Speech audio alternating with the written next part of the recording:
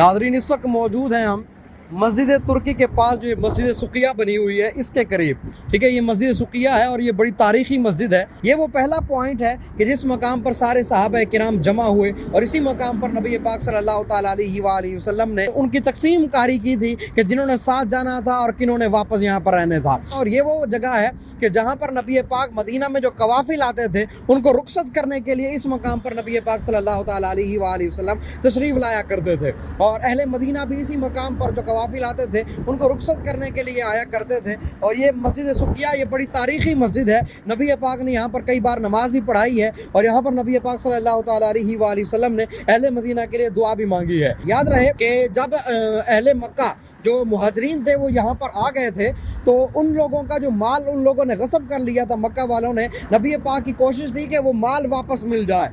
अब अबू सुफियान के बारे में पता चला कि वो जुमादल उखरा के महीने में मक्का से काफिला लेकर शाम की तरफ जा रहे हैं तिजारत के लिए।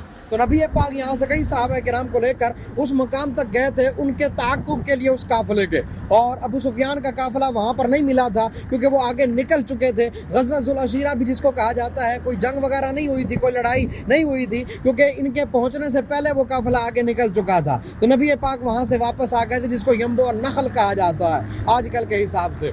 तो आका अलैहिस्सलाम वापस आ गए। 12 रमज़ान को नबी पाक को जब पता चला कि अबू सुफियान काफ़िला लेकर वापस आ रहे हैं क्योंकि वो अभी ईमान नहीं लाए थे, वो काफ़िला लेकर वापस आ रहे हैं, तो नबी पाक सल्लल्लाहु अलैहि वसल्लम ने सहाबा किराम को जमा किया और कहा कि हमने अपना जो माल है उसको वापस लेना है और हमने उस काफ़िले को पकड़ने के लिए जाना है। यहाँ से जंग का कोई इरादा नहीं था। नबी पाक ने इस जगह पर सबको जमा किया। सारे सहाबा यहाँ पर जमा हुए जिनमें छोटी उम्र के सहाबा किराम भी थे। हज़रत साद बिन अबी वक़ास कहते हैं मेरे भाई हज़रत उमर वो जो है वो छुपते छुपते फिर रहे थे। तो मैंने उनसे पूछा कि भाई आपको क्या हुआ, तो उन्होंने कहा कि मुझे डर है कहीं आका मुझे वापस न मोड़ दें, तो इसलिए मैं छुपता छुपता फिर रहा हूँ। तो नबी पाक ने उनको वैसे भी देख लिया था, लेकिन जब आका ने फरमाया कि तुम वापस जाओ तो वो रोने लग गए। तो हुजूर अलैहिस्सलाम ने उन्हें फरमाया ठीक है तुम भी साथ चल लो।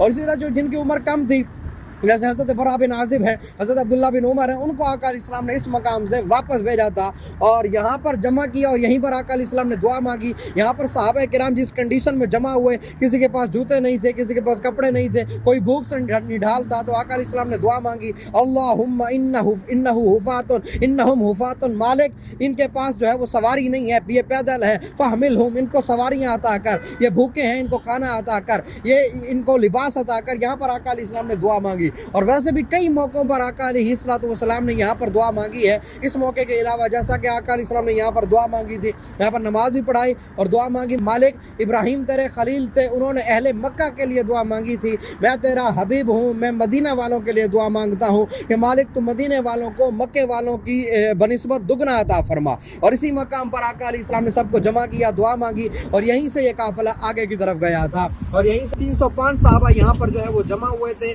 और फिर यहाँ से आगे बीर अल-अनबा है, वहाँ पर आका अलैहिस्सलाम ने दोबारा जो है कहा कि इनकी गिनती करो कि कितने सहाबा हैं। 70 ऊँट थे इनके पास, किसी पे 2 बैठते थे, किसी पे 4 बैठते थे, किसी पे 3 बैठते थे। तो 2 बैठते थे तो 2 चलते थे, फिर वो 2 जो चल रहे होते थे वो बैठते थे, तो बाकी जो 2 बैठते थे वो फिर चलने लग जाते थे। तो इस तरह ये तकसीम कारी हुई, लेकिन यहाँ से कोई जंग का इरादा नहीं था। फिर यहाँ से सहाबा किराम को लेकर आका अलैहिस्सलाम जब चले तो किस मकाम पर रुके थे ये इंशाअल्लाह आप हमारी आने वाली वीडियो में